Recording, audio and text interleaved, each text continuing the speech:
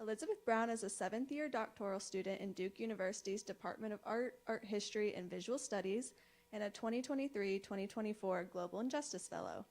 Brown's dissertation is titled The Voracious Archival Appetite of Theaster Gates, Glass Sides, JPC Library, and Edward J. Williams Collection in the Stony Island Arts Bank, that is devoted to the art practice of Chicago-based artist Theaster Gates. Elizabeth's dissertation focuses on one of Gates' many projects, a former bank that he saved from demolition and decades of neglect that is currently operated by Gates Rebuild Foundation, founded by the artist in 2010, that serves as the nonprofit arm of his art practice. Renamed the Stony Island Arts Bank, the former bank now houses a variety of collections and archives, including the Glass Lantern Slide Collection, a collection of 60,000 antiquated and obsolete glass lantern slides from the Art History Department of the University of Chicago, the JPC Library consisting of more than 15,000 books, periodicals, and publications from the Johnson Publishing Company headquarters, and the Edward J. Williams Collection, a personal archive of more than 4,000 objects of racist and non-racist Black memorabilia and collectibles collected over 3 decades by Edward J. Williams, a Chicagoan and with Black and Chinese ancestry who spent his career in the banking industry. These 3 collections, which form the chapters of the dissertation, have multiple functions, such as artistic material in Gates art, site-specific art installations, and publicly accessible repositories. They, among other collectibles Gates has amassed over the years, are the core of Gates' ever-expansive, collaborative, community-based, neighborhood-driven work. Brown's presentation will be followed by a discussion moderated by respondent Professor Christine Stiles. Christine Stiles is the France Family Distinguished Professor of Art, Art History, and Visual Studies in the Department of Art, Art History, and Visual Studies at Duke. Professor Stiles is a historian of contemporary art and artist writing. She specializes in experimental art, performance, and conceptual art to violence, destruction, and trauma. Her theoretical interests include trauma studies, German studies, visual and media studies, feminism, race and gender studies, and international comparative studies. Professor Stiles is currently working on revising her unpublished 1987 dissertation, which will be titled Deus, Story of the Destruction and Art Symposium.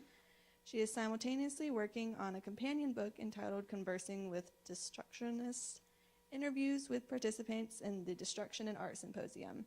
This will be a compendium of the numerous lengthy interviews that she conducted in the 1980s and 1990s with many artists from various countries throughout the world who participated in the Destruction and Art Symposium in September in London in 1966. Please join me in welcoming them both.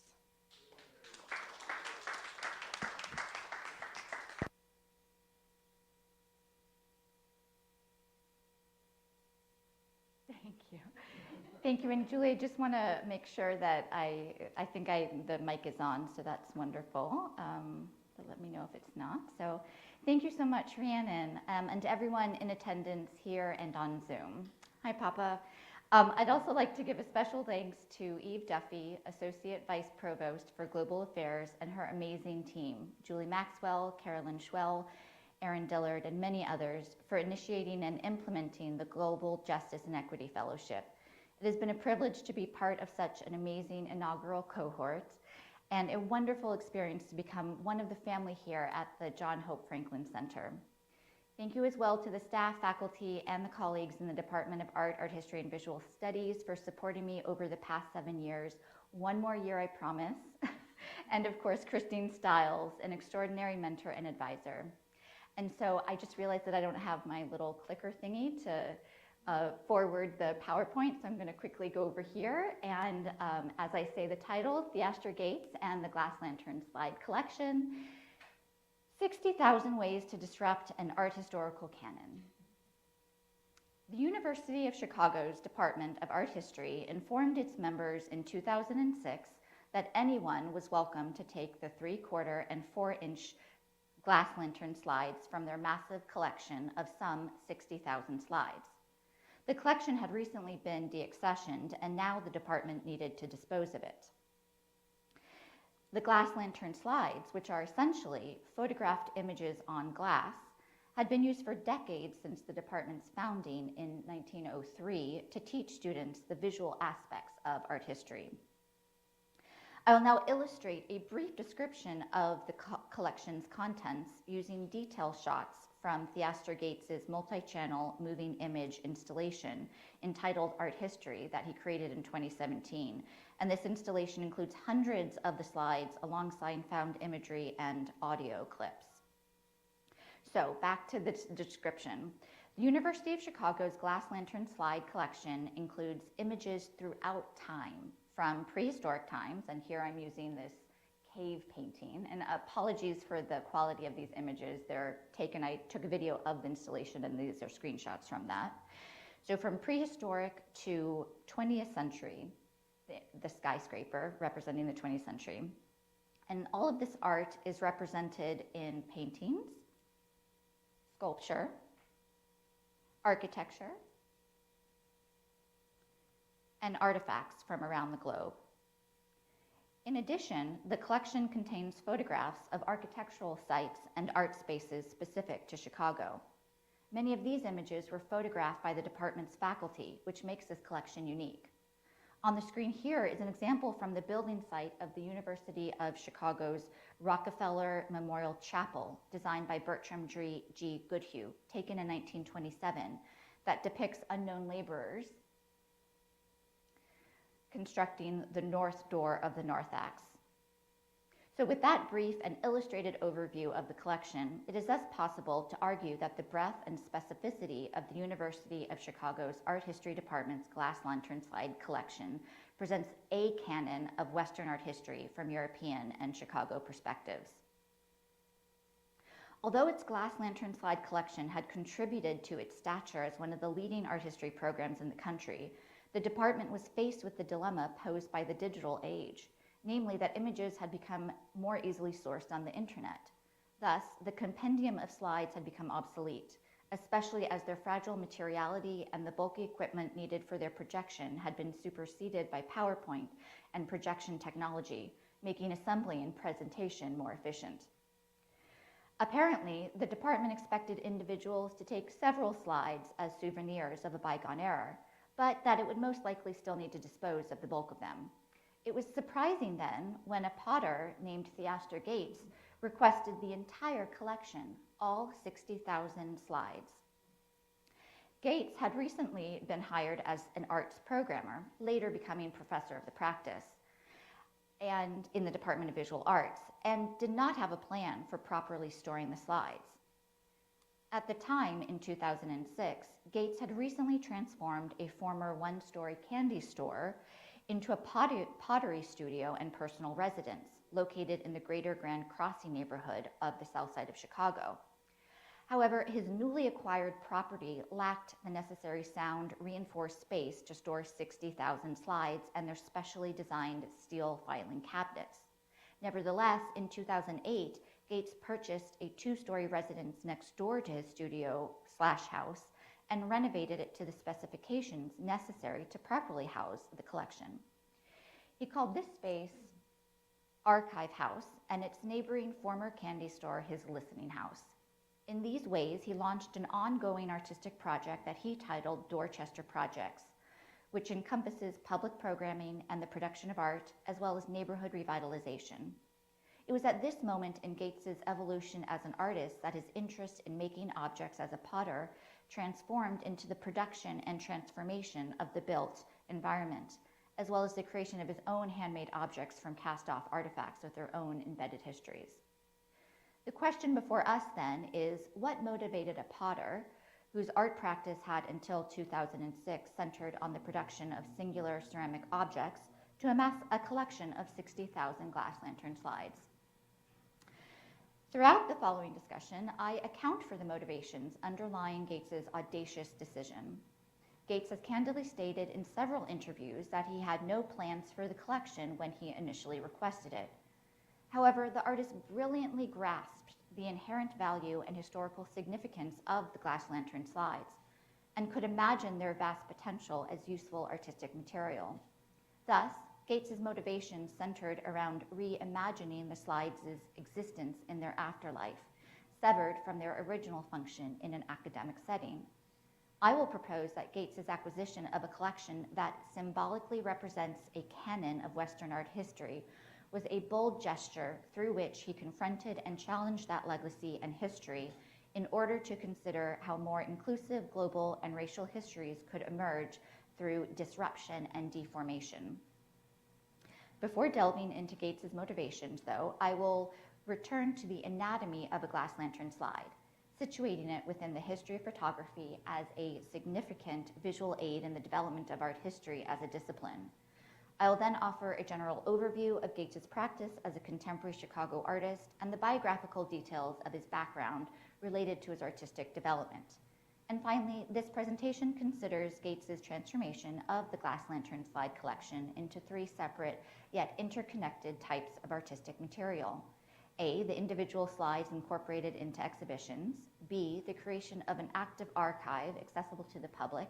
And C, as a site-specific installation in one of his main art spaces, the Stony Island Arts Bank. So let's go back to that anatomy and historical context of a glass lantern slide.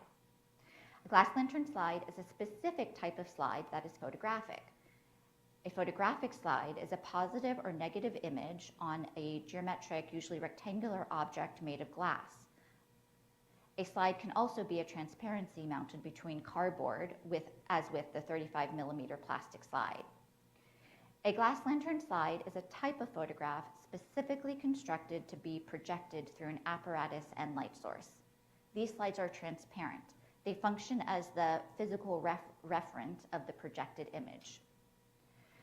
The glass lantern slide is the earliest format of the slide medium in which a flat picture is projected, and the projection and magnification of flat images for audience viewing has been possible for centuries. It is even said that in the 16th century, Italian goldsmith and sculptor Benvenuto Cellini viewed visions made by Sicilian monks produced by lanterns of an unknown construction. Starting in the 17th century, the magic lantern was invented as a tool to project images on slides. A predecessor to the modern projector, magic lanterns are constructed of an enclosed box, slides, system of lenses, and a light source. Light sources could be anything from a candle to the use of gas in the 20th century and finally electrical illumination in the 21st century. And here's an example from 1685, just at the start of when the magic lantern was created, showing how the lantern looked at the time.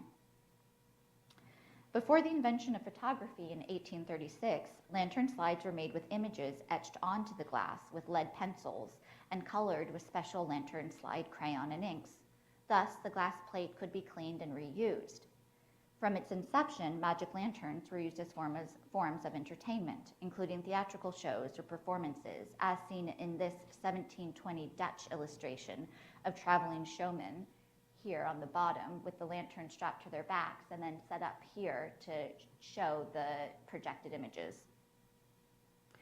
The advent of photography in the 1830s resulted in advancements in slide technology with the popularity and developments of the photographically produced glass lantern slide that began around 1850, so about 30 years after the actual invention of the daguerreotype. Magic lantern technology also advanced during this time. So this is showing what a magic lantern would look like, and pretty much is throughout the early part of the 1900s, essentially what the form of the magic lantern would look like. The production of this brand new form of communication continued into the early decades of the next century. Glass lantern slides became indispensable as visual aids in education, from physics to biology in the sciences and to humanities, and especially art history. Initially used by traveling lecturer projectionists in the 1890s, these new photographic glass lantern slides illustrated talks and lectures and functioned as an educational and entertainment tool, which became widely popular with the public. And it was also around this time that the discipline of art history emerged among American institutions. For example, Princeton University and New York University offered their first courses on ancient archaeology using glass lantern slides. And so for the next century until the 1950s and 1960s, when the 35mm transparency slide, initially developed in the 1930s, replaced their glass counterparts. The lantern slide was the primary object in the classroom. Now, prior to the invention of photography, early art historians and scholars were limited to analyzing and describing what was directly in front of them, either as an original or a copy. That said, reproductions such as sketches, copies, facsimiles, replicas, casts, and engravings existed and were used in lectures, but had their own set of limitations, especially including concerns regarding visual authenticity. Moreover, in the context of teaching, a single illustration could become woefully inadequate given the size of the audience that could number in the hundreds.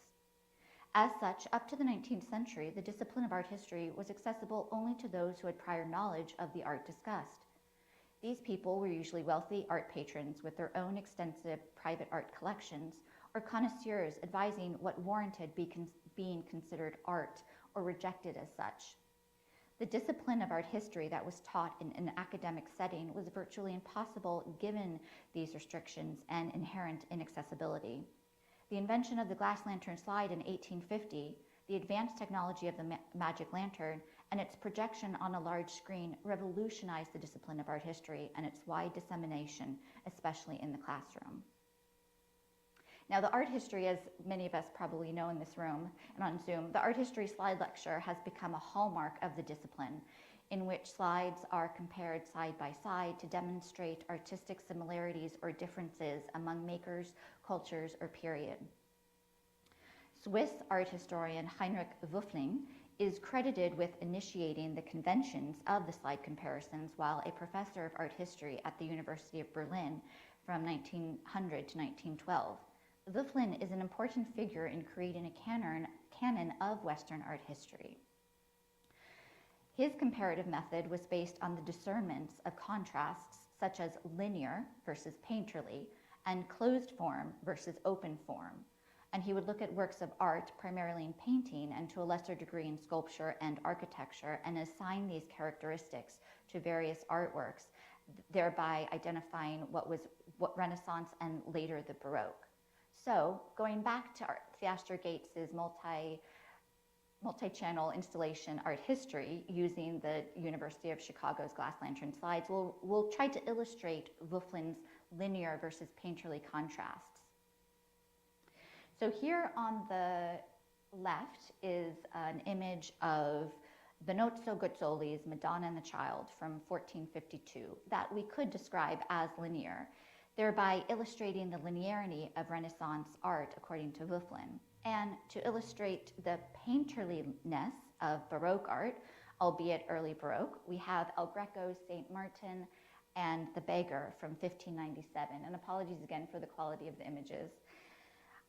Wöffling argued that these formal qualities could reveal an artwork's stylistic evolution and cultural significance. In Gates's art history, though, Wöffling's streamlined stylistic progression is scrambled.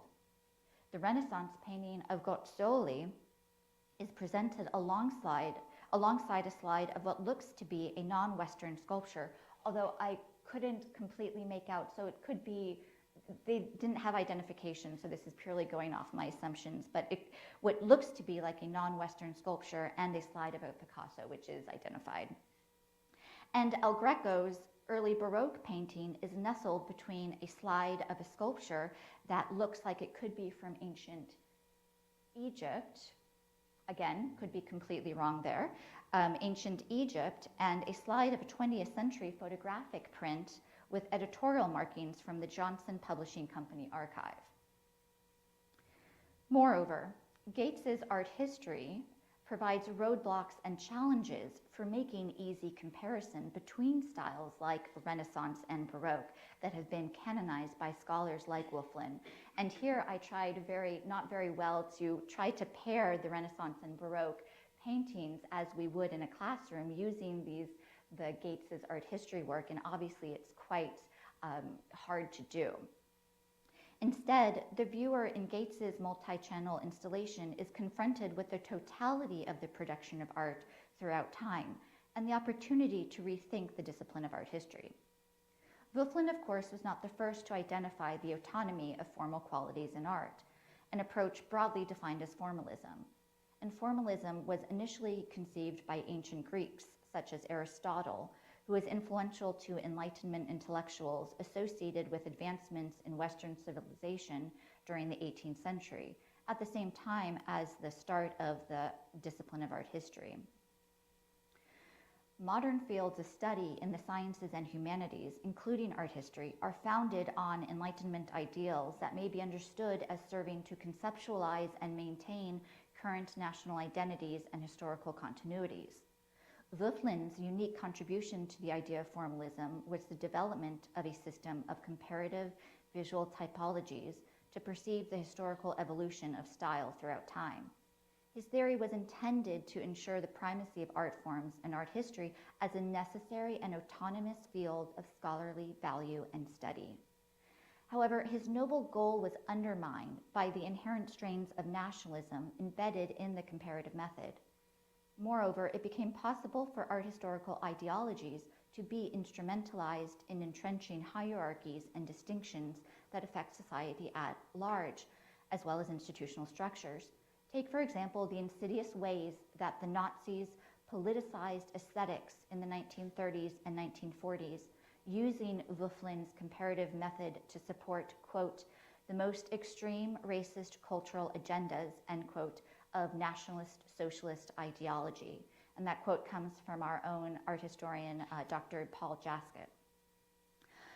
Although this radical instance demonstrated how it was possible to manipulate art theory to support genocidal ideology, it is also possible to trace other unintended consequences of art historical methodological inquiries based solely on the analysis of form.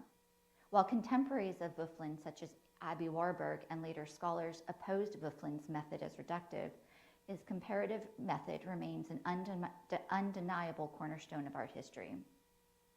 A conventional example is the critical enthusiasm regarding Jackson Pollock's works, championed by influential critics like Clement Greenberg in the 1950s. Such abstract painting was held to be the ultimate expression of excellence in the progression of high modernism, and therefore the most prestigious art form at that time. Greenberg's claim, based on Voegelin's comparative contrasts and terms, including painterliness and openness, centered the critic's abiding concern, like Voegelin, with the success or failure of, for Greenberg, modern art, as directly connected to preserving art's autonomy and its absolute necessity in society. As a result, Greenberg was deeply invested in theorizing, quote, good art and, quote, bad art as a way to safeguard the definition of modern art. His stance also protected the United States' newly ascended position as the center of the art world in the post-World War II era, and the superiority of abstract expressionism as a uniquely American artistic style. Art World Media, an example we see here in the famous Life magazine cover of Jackson Pollock, primarily but not exclusively focused on white American men as the leaders of this new art form. As a result, many artists were ignored or overlooked. Excluding the art then from this conversation that was happening, excluding the art of all artists who were people of color, such as Hal Woodruff's 1950 Afro emblems, artists who were indigenous, such as George Morrison's 1952 black and white pattern forms, or artists who were members of gender minorities. Here, a picture of Thelma Johnson Street's 1941 Rabbit Man, Lee Krasner's 1947 Promenade, and Theodoros Stamos's 1948 The Altar, not to mention artists active outside of the United States, such as F.N. Souza's 1948 Untitled Goin' Village. This exclusionary direction in the art historical record took decades for art historians to begin correcting. Furthermore, this example is but one of a number to be found in the discipline of art history. The relationship between art historical theory and the structure of the art world are invisible, yet present in a variety of ways that define distinctions between high art and low art, and what objects are considered suitable for study, among other considerations that impact how artists enter the art historical canon, who the scholars are in making those decisions, and even to who has access to experience and appreciate this art. Many, many trained art historians in this room and on Zoom and around the world everywhere, many trained art historians focus on revealing these invisible demarcations and inequalities in the art world through academic language that might be indecipherable to the general public when presented in a lecture or publication, as I guess what I'm doing right now. However, artists like Theaster Gates are uniquely positioned within the art world to create works that address or present such issues in ways that resonate with the public. Gates constantly encounters these tensions as he navigates the art world through the production, presentation, reception, and collection of his work. In this sense, Gates's art embodies his lived experiences, deep affirmation for Black culture and history, and a reverence for histories that have been forgotten, ignored, or overlooked. The contours of Gates' aesthetics become visible through an examination of his biography, which I will turn to next. Gates was born on the west side of Chicago in 1973, the youngest of 9 children and the only boy. His father was a roofer and his mother was a school teacher. Originally from Yazoo City, Mississippi, his parents moved to Chicago in 1955, part of what is called at the time the Great Migration between 1915 and 1970, during which more than 6 million African Americans moved north out of the South. Although Theaster Gates is variously identified as a community organizer and social practice artist, urban planner, musician, and performer, painter, sculptor, conceptual artist, and/or installation artist, at his core, he considers himself a potter. He was first introduced to making pottery as an undergraduate after taking a class with Ingrid Lilligren, a professor in art and design who taught all levels of ceramics at Iowa State University, where Gates did his undergraduate education.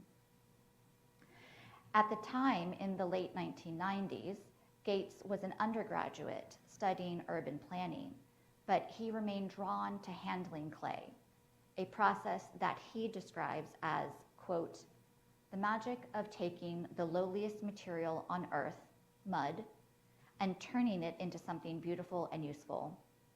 Although trained as an urban planner, Gates wanted to be a potter. After college, he spent a residency in Japan studying the age-old traditions of Japanese pottery making. Gates explained, though, that during this time, he struggled to, quote, find a way in a world filled with white craft potters. Unable to secure gallery support for his pots, Gates organized public art for the subways of the Chicago Transit Authority, a position he held from 1999 to 2004. However, he felt restricted by bureaucratic hurdles and the institutional racism that stymied any possibility of funneling resources into neighborhoods in desperate need of governmental support and finances. After leaving his job at the CTA, Gates completed a multidisciplinary master's degree in pottery, urban planning, and religious studies at Iowa State University in 2006. And now we go back to 2006 and the glass lantern slides and when he started at the University of Chicago. And again, it was around this time that he expanded his art practice from the production of individual pottery objects to conceptual performances and long-term projects that included collaboration and participation with other artists and viewers. This new approach to art making was evident in plate convergence.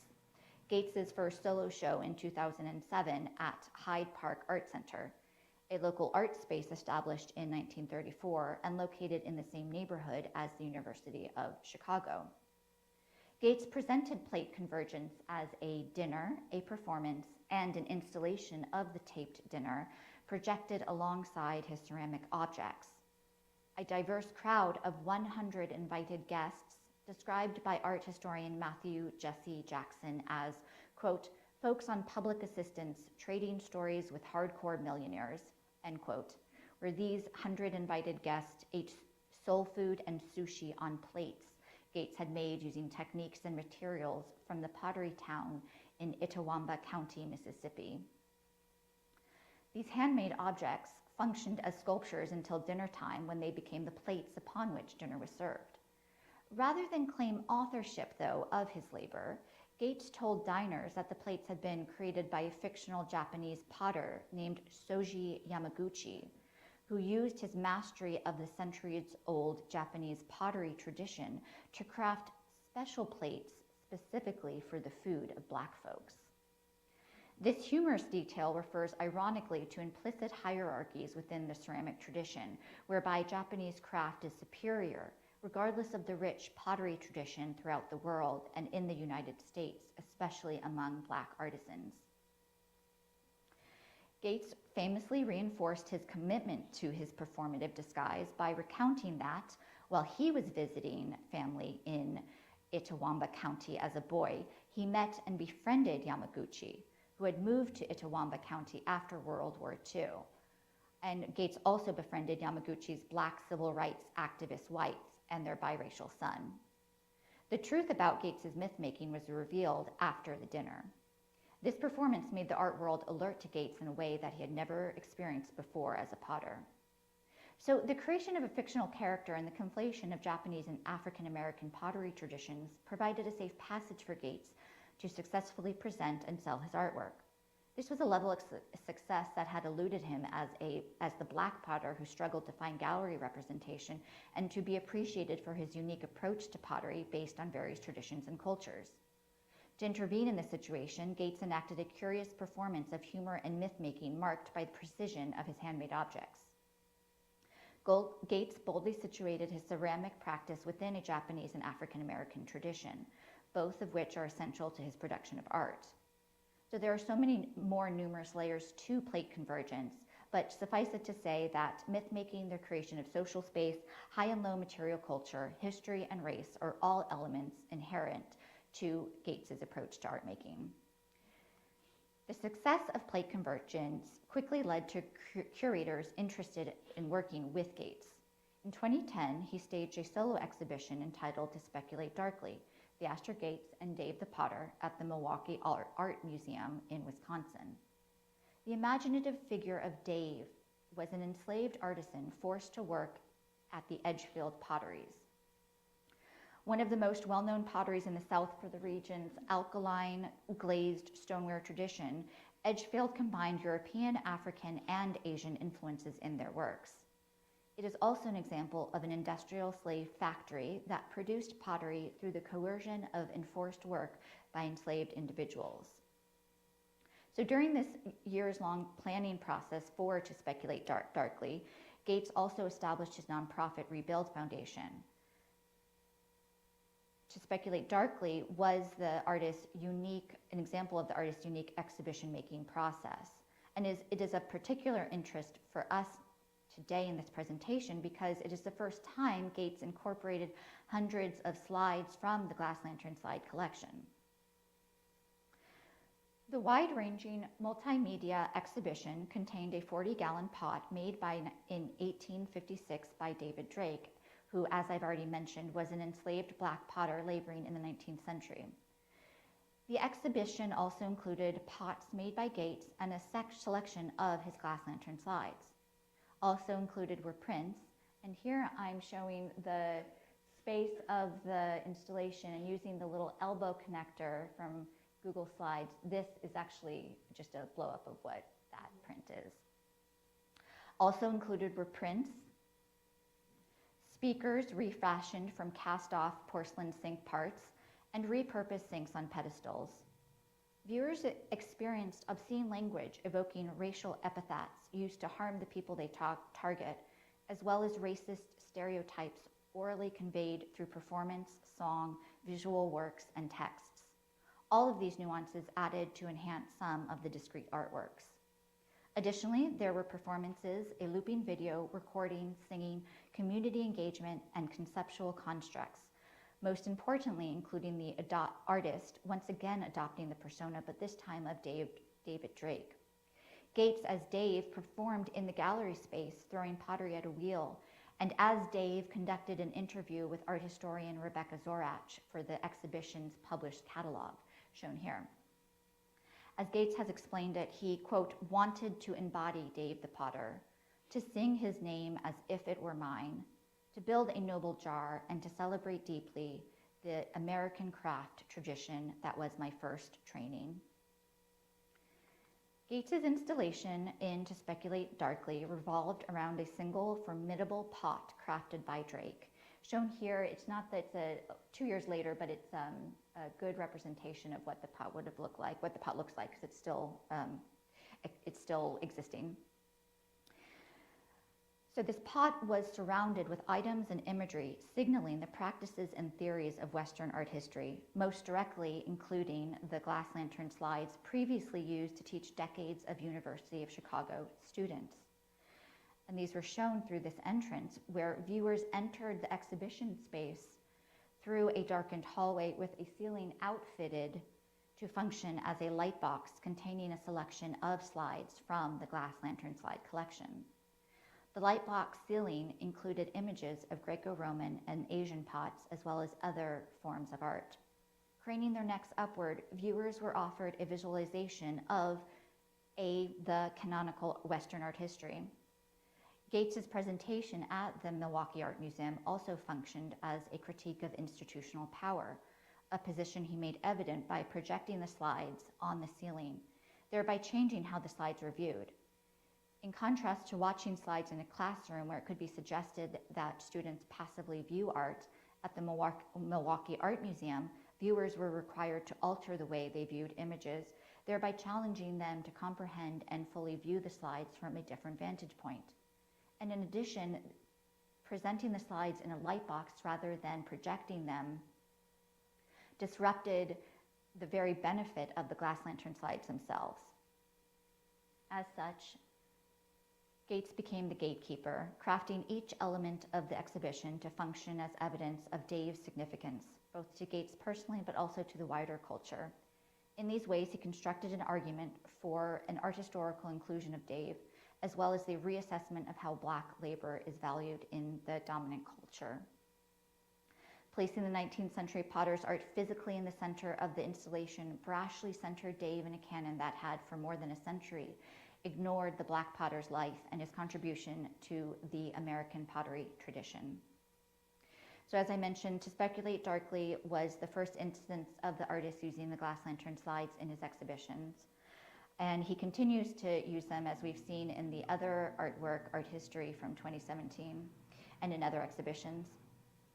So now, in conclusion, I will briefly turn to the use of the slides as a site-specific installation and active archive at the Stony Island Arts Bank. The glass lantern slide collection is currently located on the north side of the second floor of the Stony Island Arts Bank. The collection was moved from the archive house around 2015 when the Arts Bank opened to the public after a lengthy renovation. The slides are contained, this is the Stony Island Arts Bank. The slides are contained in small, stackable, interlocking steel drawers, numbering to around 1,000. And these drawers constitute the material of what I consider 3 disparate works of art installed in the space.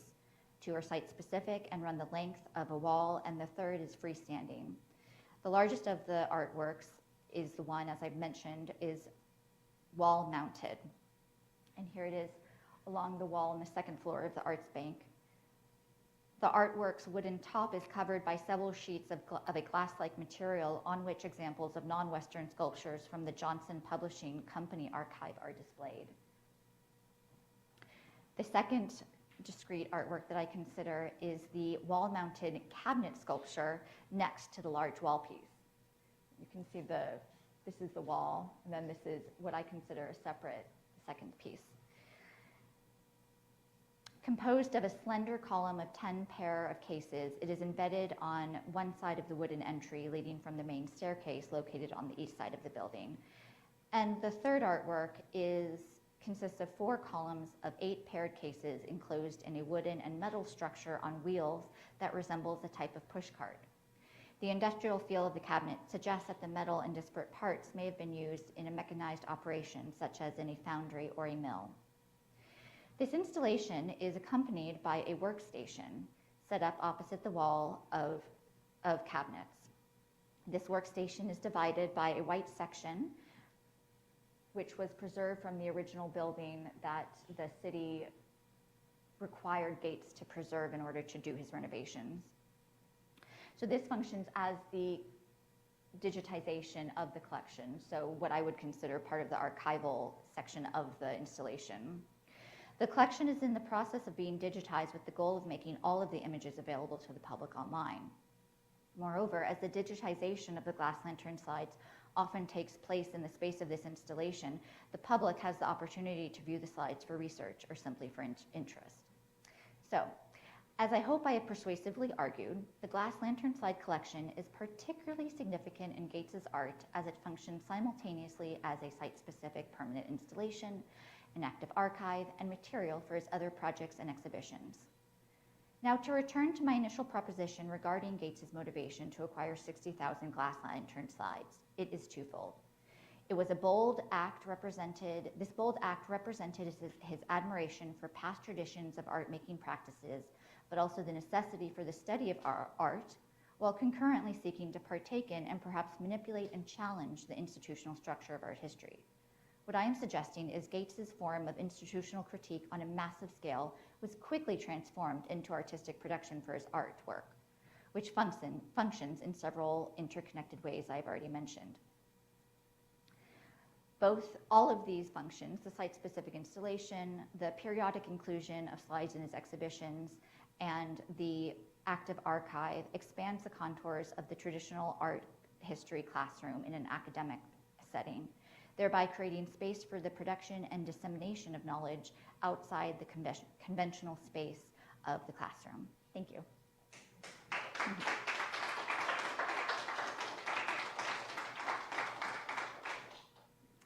think Christine should be. Well, first thing I'd like to say is that it was Just one second. Oh, there we go. Now it's green. that was an extraordinary, very complex lecture with so many facets and so elegantly presented. I'd like to congratulate you on that. Thank you, Christine. And then I'd like to add, just to begin questioning, and then we'll turn it over to the audience. Since you have said so much about Gates, and you have studied so many of his remarkable directions, I mean, he works in everything. What questions would you really like to ask him now? And what kind of answers are you looking for in terms of the complexity of what he does? Yeah, I'm so in the middle of writing my dissertation right now, and there are so many little questions that I kind of have started making like a list of like, well, what is this wood from? Because every single decision that he makes, every item and material that he upcycles has its own history.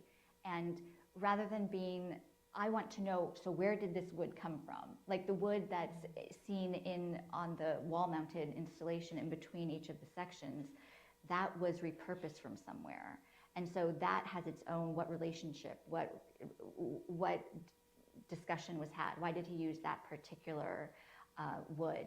So I think the big picture questions, and there are such amazing interviews that people have done on Gates that I look to, that deal with those kind of bigger issue questions. But right now I'm so focused on the nitty gritty, and because I think I'm just so in the details of the artwork, because it's never ending though too, which I know it has to kind of be for my dissertation. I have to at some point have to stop. What's so charming about this is that you have a mind very similar to his. He wants to explore all of these complex aspects of everything he touches. Yes. And you want to explore all the meanings of yes. it. And especially because the intention behind uncovering and presenting these untold histories, I feel, is such a huge part. And then it only feels doing due diligence to the artwork, to the engagement with the artwork, to then uplift or put out that information that I find that others might not know, and which is a beautiful thing as a scholar and art historian here, to kind of immerse myself in those details, although I can go down many, many rabbit holes, as you well know. Like he does. Yeah. Like he does. So what is the most burning question you have for him? Because I know he's hard to get in touch with, and he has lots of answers.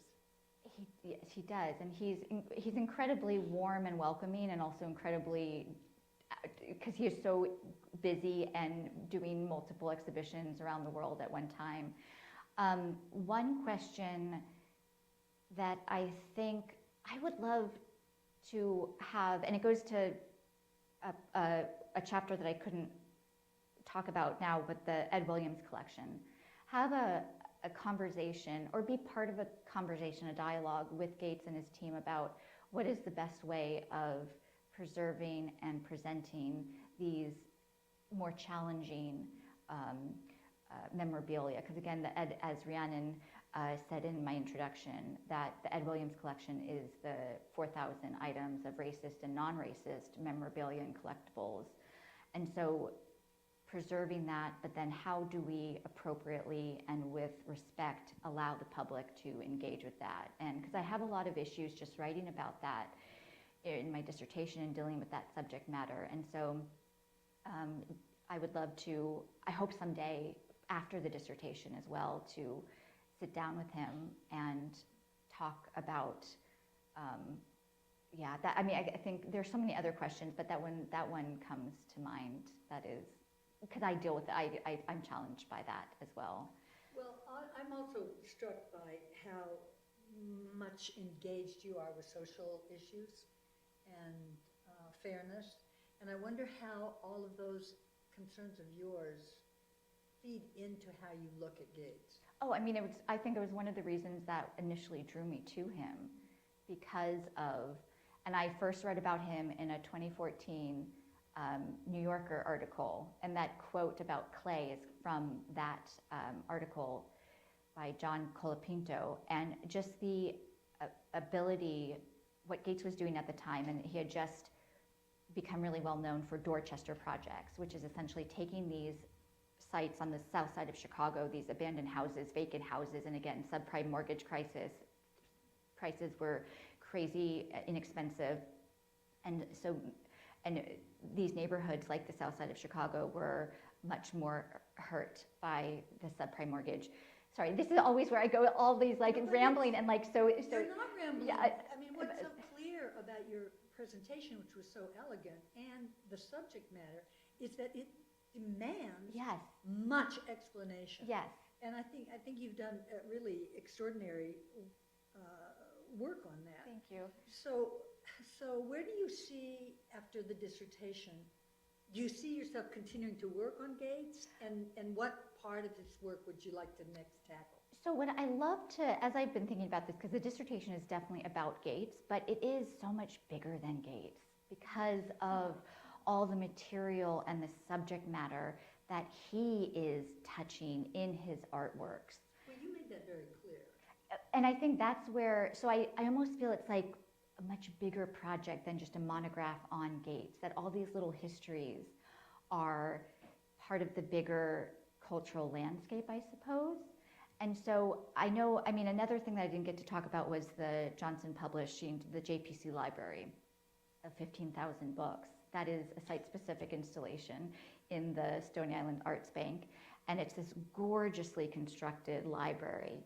And when so just going through all the books there, I mean, when I expressed to you when I was in Chicago for the year and I told you that I wanted to like catalog all the books, which is not, because I said, not, and I said, come back to Duke. because it's not cataloged, because that was the intention of putting these 15,000 books. Gates didn't want to have it like the Library of Congress catalogization. So he and community members decided what books would go into what section, but there's no, so you come in and you look at these walls of books, but I again want to know what is each and every single book there. So to answer your question, sorry, I would love to, I had the privilege to spend so much time in the Arts Bank and met Gates a few times, spent so much time with his staff, and the information that I have accumulated now that is for my own benefit, for my dissertation, I will receive hopefully a doctorate, a doctoral degree, but I want to then somehow give that information back because I feel like I have taken so much. I've been the recipient of this kind of beautiful space, and there's so much information there. And his team is doing an amazing job in digitization and getting the information out there, but somehow in a public, open, accessible way, do something with information that won't all be included in my dissertation at all. Well, that reminds me of how engaged you are with social justice and social justice issues. So can you imagine working on another project in which he factors into it, but also expands into your social justice concerns? I would be honored to. And have you given any thought to a project like that? I mean, I'm really just trying to finish my dissertation, as you know, Christine. Well, let's see what the audience has to say. Sure, anyone have a question? Thank you, Elizabeth, for the wonderful overview of your whole, dissertation, and it's so rich, and I think it'll take time for me to process what just happened in, 45 minutes. So I really appreciate it.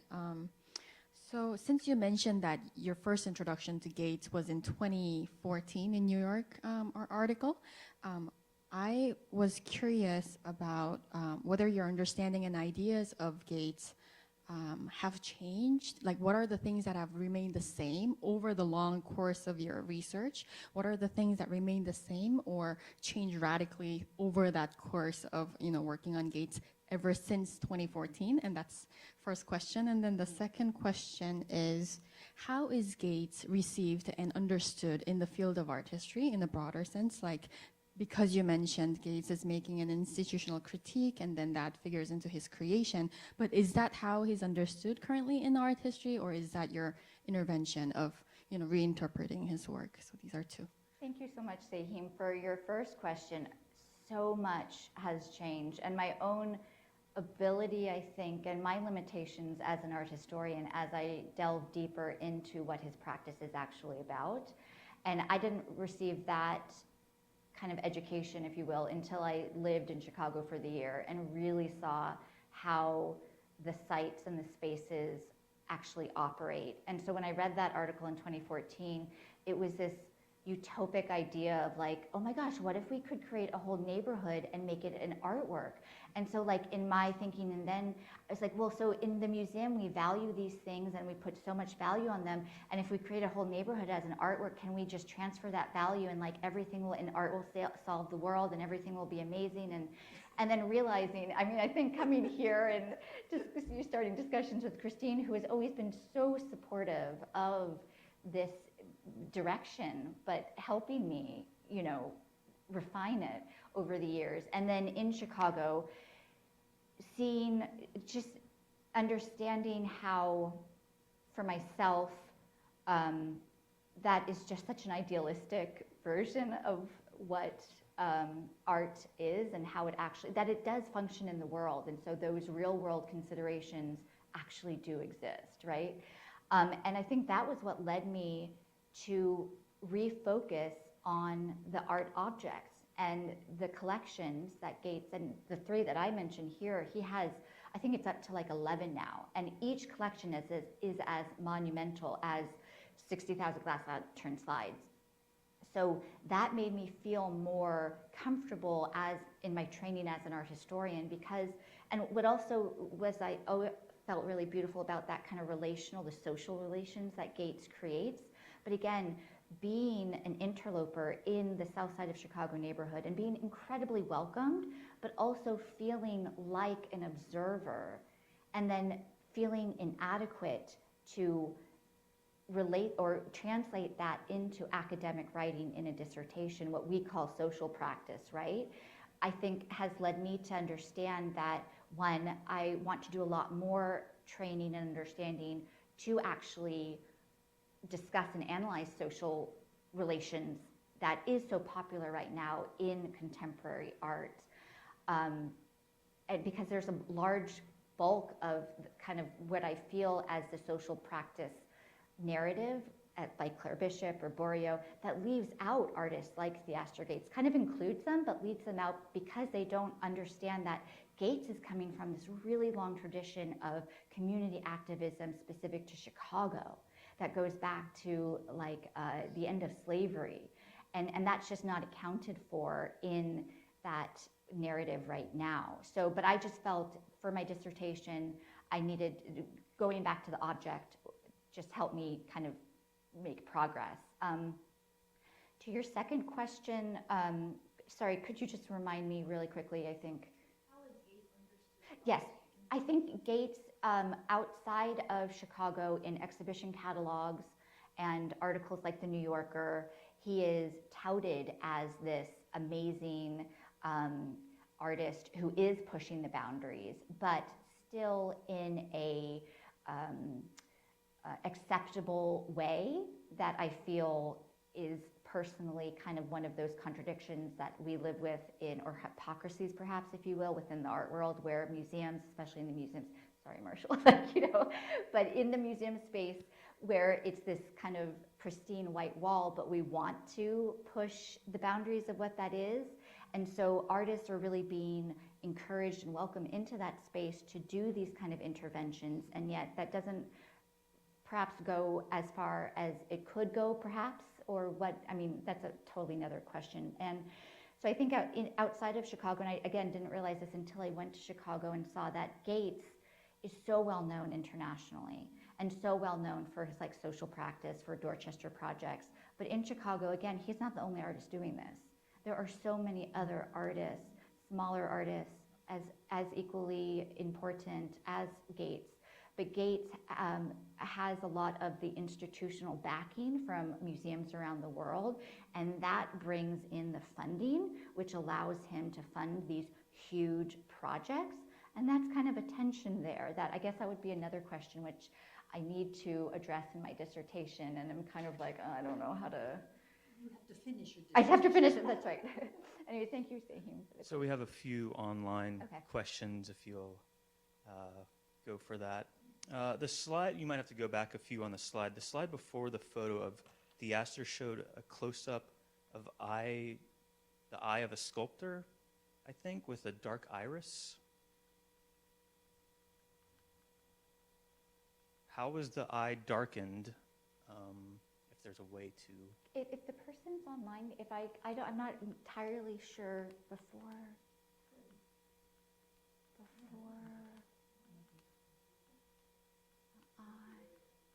One of the earlier. Sorry to make you go all the way back.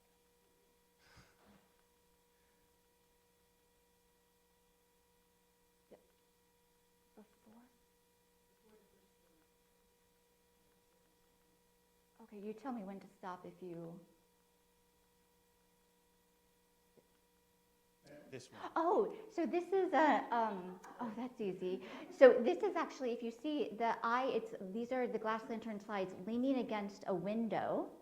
And then this is the bottom. So I didn't actually do anything. This is a photo essay by David Hart, who's an artist based in Chicago, and the University of Chicago Art History Department commissioned Hart to take pictures around the department. So I thought this is when I was talking about the outmoded technology and the ease of PowerPoint. So I just thought I should have explained that. But yeah, I hope that answers the person's question online. Sure, there's a lot on here. So Okay. There's some lengthy ones and a shorter one. So I'll give it a short one just due to time, and maybe Yeah, we can share sorry. some of these questions Yeah. with you. Does the slide collection include any Hispanic artists, such as Garcia or Frida or? I would assume so. That's another thing I've not yet been able to get a full, I don't know I don't know the identifications of all the slides, of the 60,000 slides, but they go by geography, so I'm sure that if the example was Frida Kahlo, I'm sure there's Frida Kahlos in the collection. But that's another question. I would love to know those details. Sure. Does anyone else have a question in the room? Okay. Fantastic job, Liz, of course. Well, I just have two quick questions. Okay. It seems like Mr. Gates was a Renaissance artist. And he seemed like, reminds me of the Harlem Renaissance back in the 1920s that he's doing right now because of his specialty and what he's doing. But one, where is he going next? or if he's going to stay where he is. But where's he going next? And two, last question, during the Black Lives Matter movement, did he have anything to say concerning his work along with that movement? Thank you, Kevin. And I love that he is such a Renaissance man, isn't he? Very much so.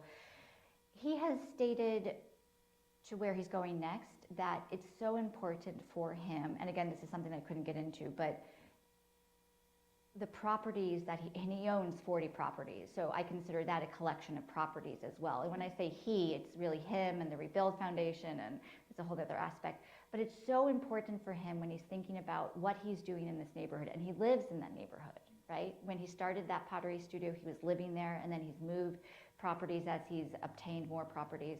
But it's so important for him to stay where he is, to have, and there's a quote that I'm thinking, that I'm trying to recall, that, you know, rootedness. Like, because if he constantly is moving, then that disrupts the kind of ultimate project that he's doing. It seems to me too that when he lands on a topic, he has to command the whole topic. He has to explore the whole topic. Yeah. He has to collect the whole topic. He has to know it in its minutia. And I think that's a very interesting aspect of him. I mean, many artists move on to new topics, but he just goes deeper and deeper and deeper. Well, and there are all these overlapping too. And Yeah. I think he also understands, and I'm going to get to your second question, Kevin, but I think Gates also understands that he's only one person, so that's why this collaboration, this participation, because he lands on a topic, but then he knows there's so many other little tendrils that, like, people like me or other artists that he is engaging or other scholars or his team can come in and do that work too. And to your second question, I can't recall, but it's a great question. I can't recall an interview or any sort of quotes that he's made specifically about the Black Lives Matter movement. He was quite active. I mean, obviously Chicago was closed down. Black Lives Movement predates I'm thinking of COVID. But I'd have to look back at the interviews. I mean, so that's a great question though. And Griffin, I know we're out of time, so I'm happy to take the online questions offline. Sure. Yeah, so let's give our speakers a warm round of applause. Thank you so much for coming out. There's plenty of food left in the lobby out there if you'd like to grab some. And please, I think they'll entertain some questions afterwards if you have any. So thank you so much for coming out.